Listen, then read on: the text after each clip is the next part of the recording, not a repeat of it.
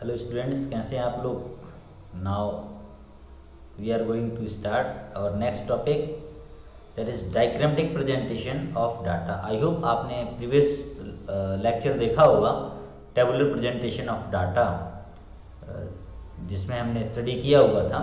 आज हम देखते हैं diagrammatic presentation of data. Let's start. देखिए आप यहाँ पर this method presenting data provides the quicker understanding of actual situation to be explain by data in comparison to the tabular presentation. आप tabular presentation से भी अच्छे तरीके से आप यहाँ पर जो है इस प्रेजेंटेशन ऑफ डाटा से डाटा को समझा सकते हैं, अंडरस्टैंड करा सकते हैं। टेबुलर प्रेजेंटेशन में जो होता है तो डाटा एक पर्टिकुलर फॉर्म में प्रेजेंट होता है, एक्यूरेट होता है, बट डायग्राम्स में एक्यूरेसी थोड़ा कम होती है, लेस एक्यूरेट होता है, but much more effective than tables in presenting the data. ठीक है ना। डाटा जो है टेबल की अपेक्षा यहाँ पर प्रेजेंट करने में ज़्यादा इफेक्टिव होता है। So the diagrammatic presentation of data translates quite effectively the highly abstract ideas contained in numbers into more concrete and easily comprehensible form।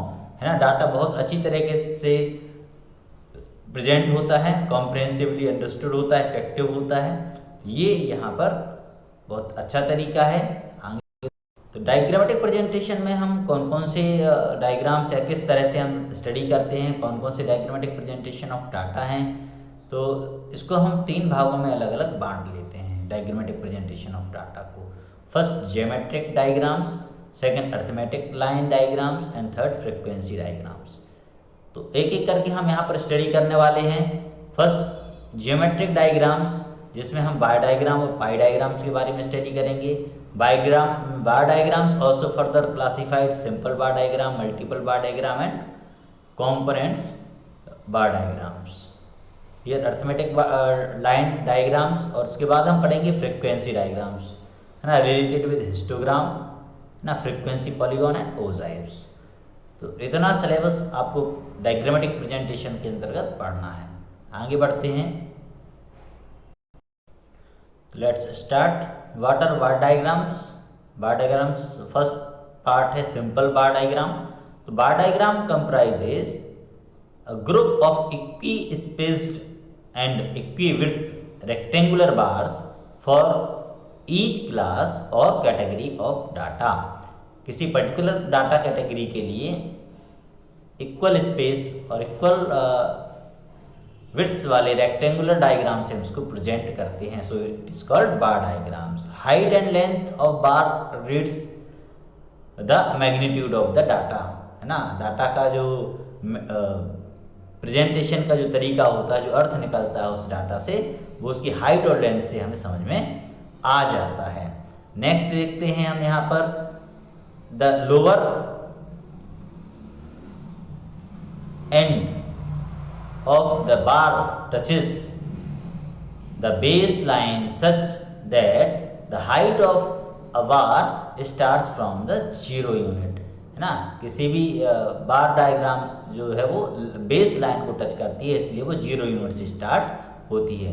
Bars of a bar diagram can be visually compared by their relative height and accordingly data are comprehended quickly, है ना। Bars जो होते हैं वो bar diagram, उसको visually compare किया जा सकता है देख के कि किस बार की जो रेक्टेंगल की हाइट ज़्यादा है, किसकी कम है, तो उसको हम विजुअली ही समझ सकते हैं डाटा के लिए।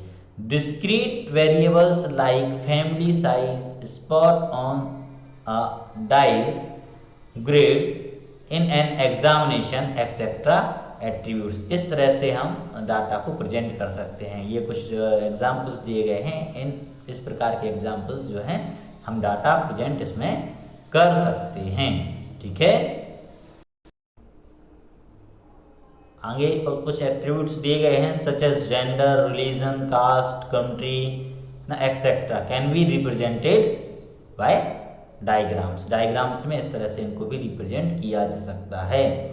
Bar diagrams are suitable both for frequency type and non frequency type variables and attributes, है ना। फ्रीक्वेंसी टाइप वेरिएबल्स को भी हम यहाँ पर प्रेजेंट कर सकते हैं and non frequency type variables को भी हम यहाँ पर प्रेजेंट कर सकते हैं। However bar diagrams are more convenient for non frequency data such as income, expenditure, profile, export imports over the years etcetera, है ना। जो बार डायग्राम्स होते हैं जनरली नॉन फ्रीक्वेंसी डाटा जैसे कि इनकम, एक्सपेंडिचर, प्रोफाइल वगैरह को हम बहुत अच्छी तरह से वहाँ जो है प्रेजेंट कर पाते हैं, ज़्यादा कन्वीनियंट होता है प्रेजेंट करना।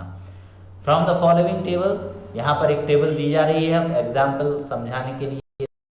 From the following table we have to prepare a bar diagram showing male literacy rates of major states of India.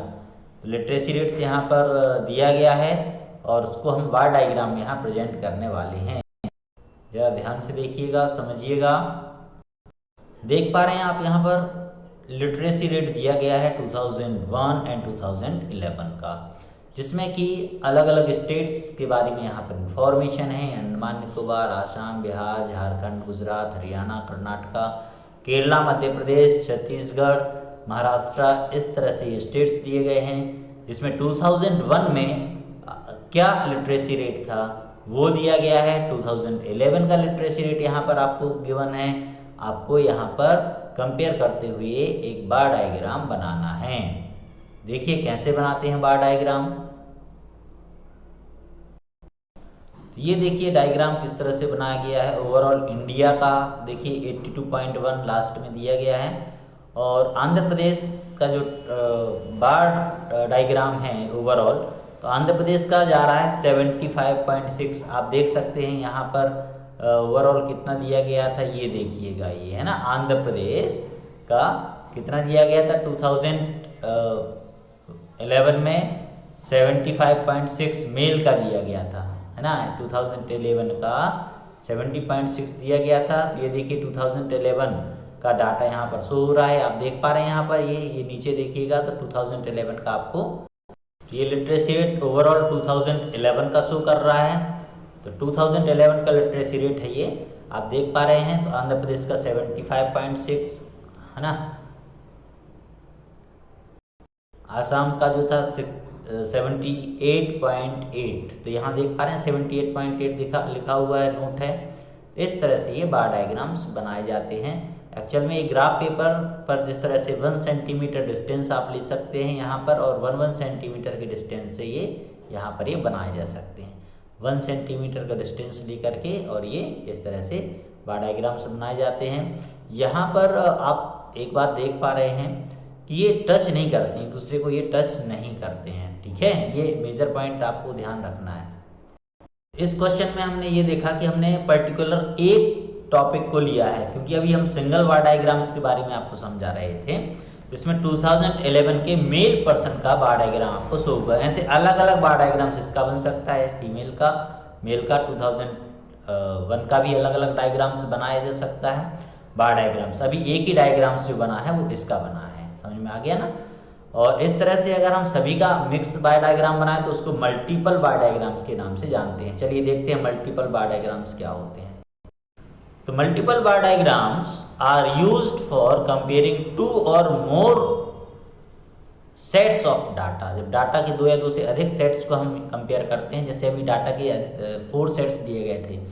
2001 का मेल फीमेल कंपैरिजन दिया गया था, 2011 का मेल फीमेल दिया गया था ना ओवरऑल। तो 4 सेट्स थे। अभी हमने 1 सेट का ही यहाँ पर जो है डायग्राम बनाया हुआ था, लेकिन हम एक साथ अगर सभी का बनाते हैं that is multiple bar diagrams कहलाता है फिर वो, ठीक है। तो कंपेयरिंग 2 और more sets of data, for example income and expenditure और इंपोर्ट और export for different years, mark obtain in different subjects in different classes ना, फ्रॉम द टेबल 4.6 जो अभी हमने देखी थी we have to prepare multiple bar diagrams showing female literacy rates over two census years 2001 and 2011 by major states of India।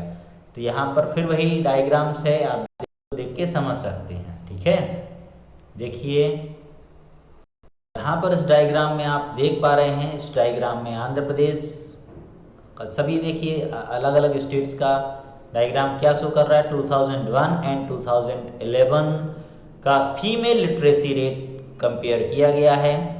तो आप अगर यहाँ पर थोड़ा सा ध्यान दें, जो आपने अभी टेबल देखी हुई थी, तो उस टेबल में आपको मिलेगा कि 2001 एंड 2011 में किस तरह से ये लिटरेसी रेट था। चलिए मैं आपको यहाँ शो करता हूँ। ये देखिए यहाँ पर 2001 का फीमेल लिटरेसी रेट है और 2011 का फीमेल लिटरेसी रेट है। तो आंध्र प्रदेश का लिटरेसी रेट आप देख पा रहे हैं 50.4 और 59.7 हो गया। आसाम का देखिए आप यहाँ पर 54.6 से 67.3 हो गया। तो एक ही बार डायग्राम में इन दोनों का मिलेगा, एक बार डायग्राम में ये, एक बार डायग्राम में, इस तरह से ये दोनों बने हुए हैं ना। बिहार का देखिए तो 33.1 से 53.3 हो गया, देख पा रहे हैं आप ये। तो इस तरह से ये डायग्राम में प्रेजेंट किया गया है। देखिए क्लियर हो रहा है ना। तो आंध्र प्रदेश का देखिए फीमेल 2001 का है, जो है ब्लू कलर दिखाई दे रहा होगा, और 2011 का जो है वो रेड कलर दिखाई दे रहा है आपको। तो इस तरह से ये डायग्राम शो हो रहे हैं। चलिए ठीक है, आगे बढ़ते हैं। Bar diagrams are very easy to understand. Okay, तो it can be very easily write from the figure. बहुत अच्छे से बनाए जा सकते हैं, इजीली बनाए भी जा सकते हैं ना। That female literacy rate over the years was on increase through out the country ना। हम देख पा रहे हैं, डायग्राम से समझ पा रहे हैं कि ओवरऑल कंट्री में फीमेल का लिटरेसी रेट 2011 से 2011 में इंक्रीज हुआ है। हर एक स्टेट में फीमेल लिटरेसी रेट इंक्रीज हुआ है। 2001 और 2011 पिछले 10 सालों में देखा जाए तो ये इंक्रीज हुआ है। इससे हमें अंडरस्टूड भी हो जाता है, इजीली समझ में आ जाता है। और हम क्या देख पा रहे हैं, for example figure shows that the states of Bihar, Jharkhand and Uttar Pradesh experienced the sharpest rise in female literacy. Okay, sharpest rise, बहुत अच्छे तरीके से यहाँ पर डेवलपमेंट हुआ है बिहार, झारखंड और उत्तर प्रदेश में। आप देख पा रहे हैं इंक्रीज हुआ है। बिहार में भी देखिए, झारखंड में भी देखिए, उत्तर प्रदेश में भी देखिएगा। ओके, तो यहाँ पर शॉर्ट फॉर्म दिए गए हैं, आप यहाँ देख सकते हैं। ये बिहार आपको दिखाई दे रहा होगा, बिहार, झारखंड एंड यूपी आपको दिखाई दे रहा होगा। यहाँ पर देख सकते हैं अपन, इस तरफ दिया है ये यूपी में। इसमें जो है इंक्रीज दे रहे हैं, ये बहुत ज़्यादा है। देख पा रहे हैं आप यहाँ पर अंतर देख पा रहे हैं ब्लू और रेड लाइन में।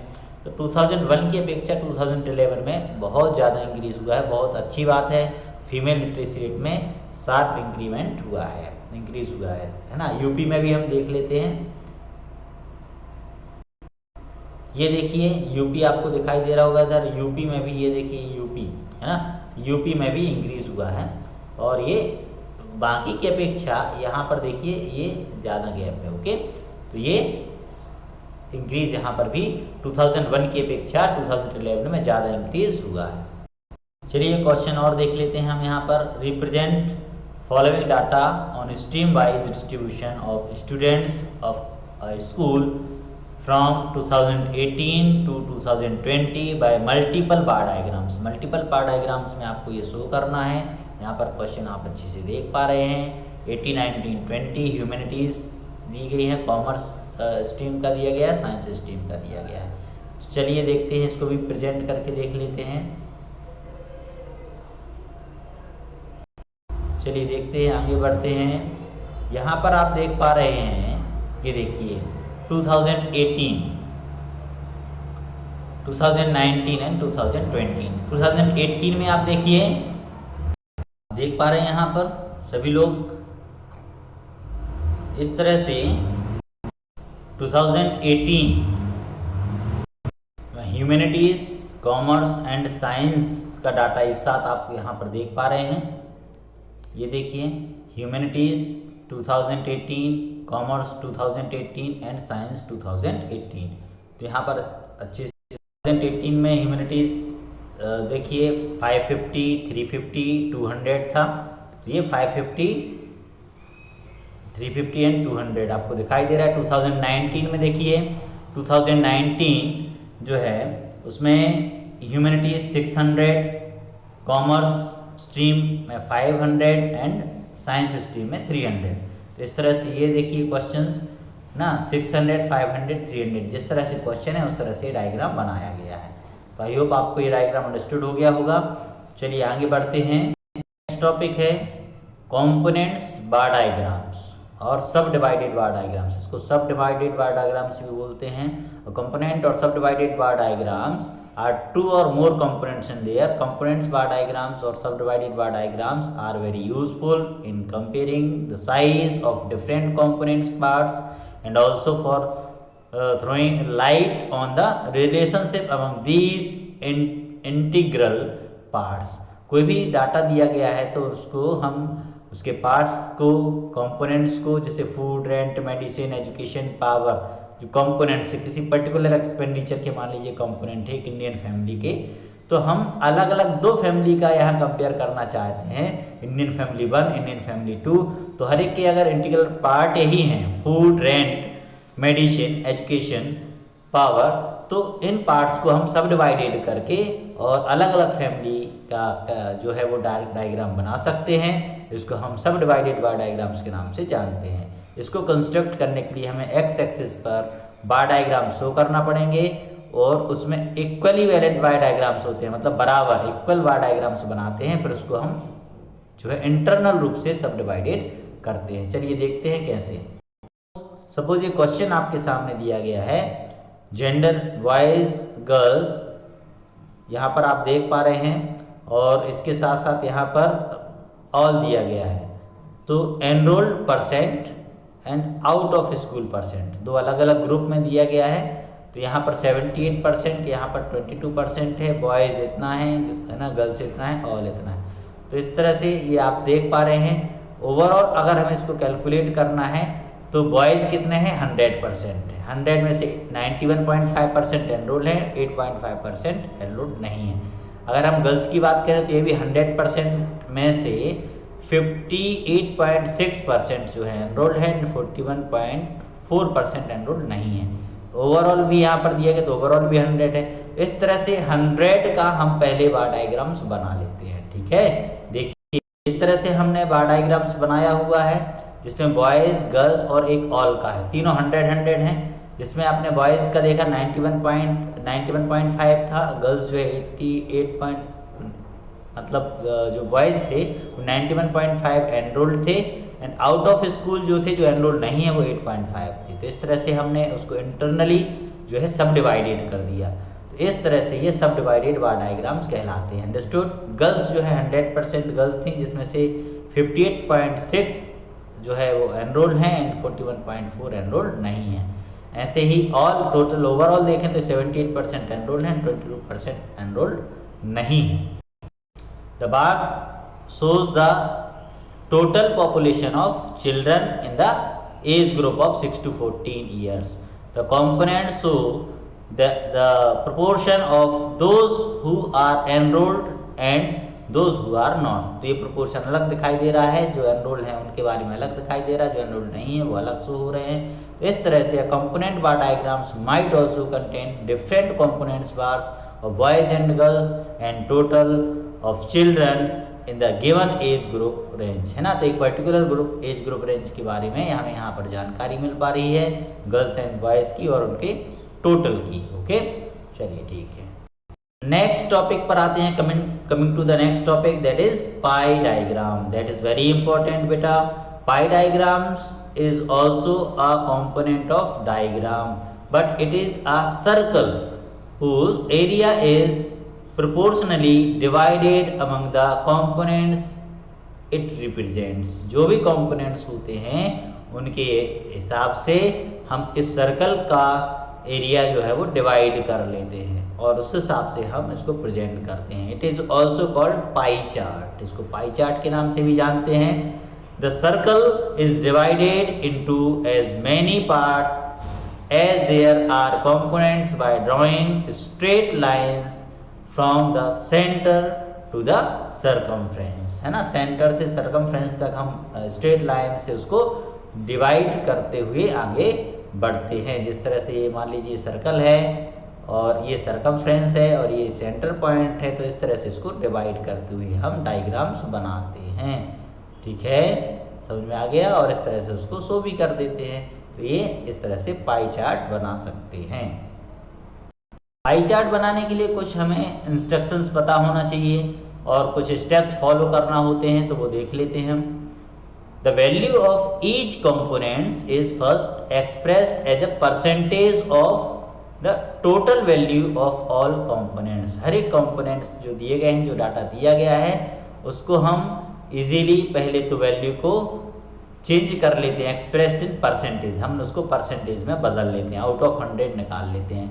तो वैल्यू ऑफ कंपोनेंट और total value of all components, all components की टोटल वैल्यू कैलकुलेट कर लेते हैं। फिर उसमें हम जो है 100 से मल्टीप्लाई कर देते हैं। सेकेंड स्टेप है conversion of percentage of components into angular components of circle. हम डायरेक्ट एंगुलर कंपोनेंट्स में उसको चेंज कर लेते हैं। A circle in a pie chart, irrespective of its value of radius, it thought of having 100 equal parts of 3.6, और इसको हम 360 divided by 100 करते हैं तो कैलकुलेट होता है 3.6। तो हम चाहे 3.6 से भी मल्टीप्लाई कर सकते हैं ईच कंपोनेंट को। To find out the angle which is component cell subtend of center circle, each percentage figure of every component is multiplied by 3.6। तो आप यहाँ पर ये देख पा रहे हैं कि the value of each component is first expressed in percentage. सबसे पहले तो हम यहाँ परसेंटेज में निकाल लेते हैं और परसेंटेज में पॉइंट्स को निकालने के बाद 3.6 से डायरेक्ट मल्टीप्लाई करके भी हम इसको एंगुलर कंपोनेंट्स या एंगुलर फॉर्म में चेंज कर सकते हैं। मैंने एक और तरीका आपको बताया था, आपको याद होगा कि हम सीधा value of component divided by total value of component multiply by 360 भी कर सकते हैं। मतलब 100 की जगह आप परसेंटेज नहीं भी निकालना चाहते हैं, यहाँ टोटल 360 से मल्टीप्लाई करके भी डायरेक्ट एंगुलर कंपोनेंट्स कैलकुलेट किया जा सकता है ना। यहाँ पर आपको दिया गया है पहले तो परसेंटेज चेंज करना, परसेंटेज में फिर 3.6 से मल्टीप्लाई करना, और हम डायरेक्ट 360 से मल्टीप्लाई करके भी इसको कैलकुलेट कर सकते हैं। कैसे करते हैं इसको हम यहाँ समझाते हैं। यहाँ पर मार्जिनल वर्कर्स हैं, मेन वर्कर्स हैं, नॉन वर्कर्स हैं और ऑल दिए गए हैं। तो टोटल है 121, मार्जिनल वर्कर्स हैं 12। तो कैसे कैलकुलेट किया परसेंटेज में 12/121 इंटू 100, तो 9.9% आया। 9.9 को 3.6 से मल्टीप्लाई करा तो 36% यहाँ पर आ गया। ठीक है, दूसरा पॉइंट मेन वर्कर्स है 36 है, 36/121 इंटू 100 किया तो 29.8 पर आ गया परसेंटेज। इसको 3.6 से डायरेक्ट मल्टीप्लाई किया तो ये आ गया ना। ऐसे 73 था तो 73/121 टोटल मल्टीप्लाई बाय 100 तो परसेंटेज आया 63%। मल्टीप्लाई बाय 3.6 किया तो जो डिग्री बना एंगुलर फॉर्म में बना वो बना 217 डिग्री। मैंने आपको ये तरीका बताया था कि आप डायरेक्ट भी कैलकुलेट कर सकते हैं, जैसे 12/121 मल्टीप्लाई बाय डायरेक्ट 360 करेंगे तो भी आपका आंसर यही आएगा। करके देखिएगा तो भी आपका यहाँ पर 36 ही आएगा। ठीक है ना, तो ये भी आप करके देख सकते हैं, है ना, परसेंटेज फॉर्म में। इस तरह से कैलकुलेशन आपको आना चाहिए। ठीक, थोड़ा बहुत पॉइंट में इधर उधर आंसर आता है तो आप उसको जो है राइट ऑफ कर सकते हैं और पूरा का पूरा पॉइंट हटा करके आप मेन जो है नंबर में उसको फॉर्म में लिख सकते हैं। इस बात का ध्यान रखिएगा। देखिए इसको कैसे प्रेजेंट किया गया है। आप क्या करेंगे, सर्कल बनाएंगे। सर्कल बनाने के बाद आप देखिए यहाँ पर ध्यान से देखते जाइएगा। सर्कल बनाने के बाद जैसे आपने सर्कल फॉर्म किया, सर्कल बनाने के बाद सेंटर पॉइंट से एक लाइन यहाँ पर जिसको रेडियस है बोलते हैं, वो रेडियस आप यहाँ पर खींचते हैं। रेडियस पर आप यहाँ पर आप जो है प्रोटेक्टर वगैरह से और ये इससे आप यहाँ पर एंगल वगैरह बनाते हैं। एंगल देखिए यहाँ पर जो है मैन वर्कर्स का कितना दिया गया था, आप देखिए एक बार यहाँ पर देख पा रहे हैं आप, मार्जिनल वर्कर्स का 36% था और मैन वर्कर्स का 107 डिग्री था। तो 36 डिग्री, तो आप यहाँ पर 36 डिग्री जो है मार्जिनल वर्कर्स का बना सकते हैं। एक एक करके एंगल से आप इसको फॉर्म कर सकते हैं। तो पाई डायग्राम्स जो है बनाने के लिए सबसे पहले आपके पास टूल्स होना ज़रूरी है, तो एग्जामिनेशन में टूल्स जरूर लेके आइएगा ना, जिससे आप इस तरह से अगर क्वेश्चन आते हैं तो आप उसको कंस्ट्रक्ट कर सकें। ठीक है, pie diagrams for different categories of Indian population यहाँ पर दिया गया है, तो इस तरह से आप डायग्राम बना सकते हैं। चलिए ठीक है, आगे बढ़ते हैं। एक और क्वेश्चन देख लेते हैं। From the following details of the monthly expenditure of two families A and B having monthly income of 30,000 and 40,000 respectively। आगे देखिएगा,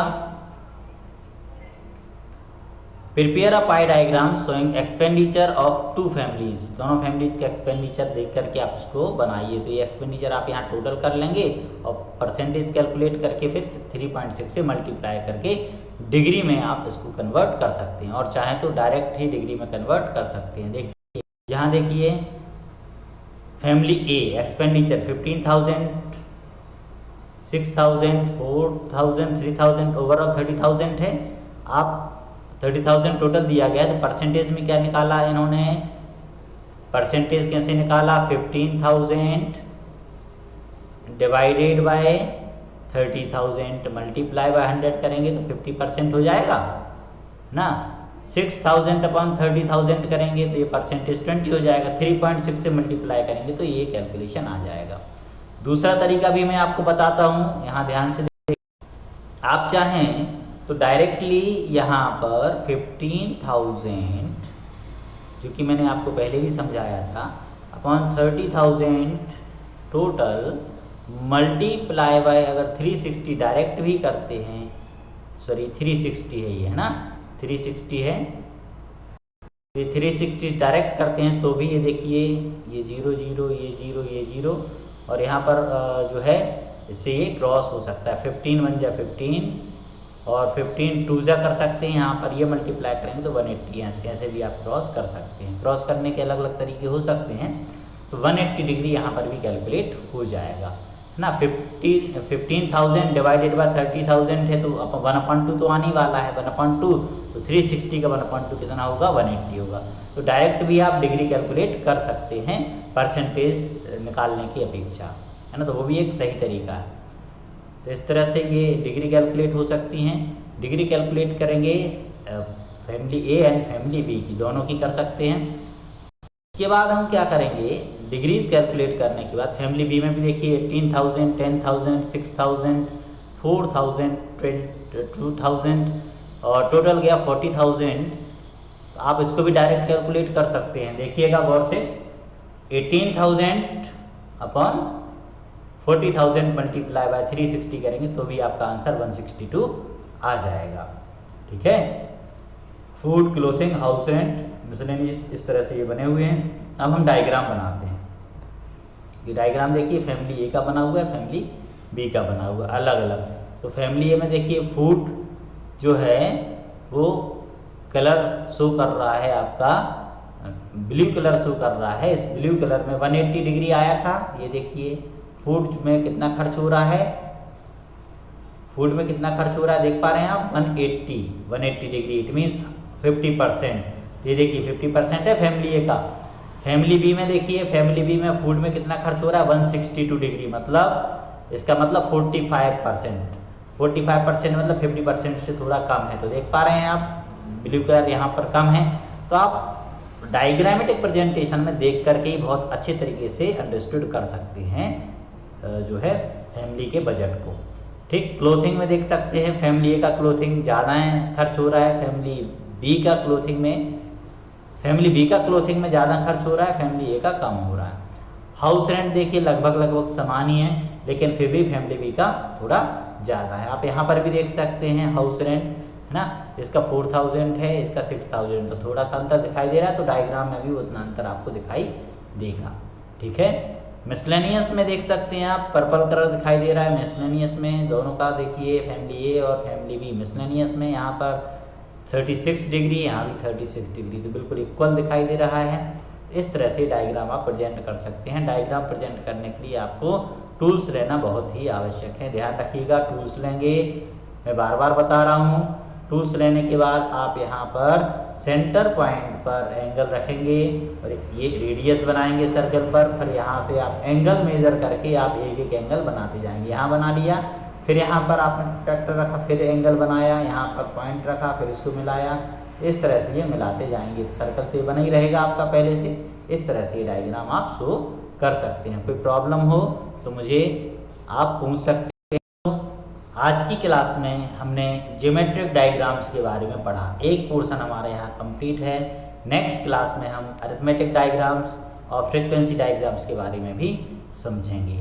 तो यहाँ तक क्लियर हो गया आपके लिए bar diagrams and pie diagrams, simple, multiple, component bar diagrams and pie diagrams के बारे में हमने यहाँ पर समझा। नेक्स्ट क्लास हमारी रहेगी अरिथमेटिक लाइन डायग्राम्स और उसके बाद देखेंगे फ्रीक्वेंसी डायग्राम्स के बारे में। ठीक है, ओके, बाय। प्रिपेयर करते रहिएगा, प्रैक्टिस करते रहिएगा, प्रैक्टिस मेक्स परफेक्ट। ओके, तो थैंक यू। नेक्स्ट क्लास में फिर मिलते हैं नेक्स्ट लेसन के साथ, नेक्स्ट टॉपिक के साथ। Okay, bye.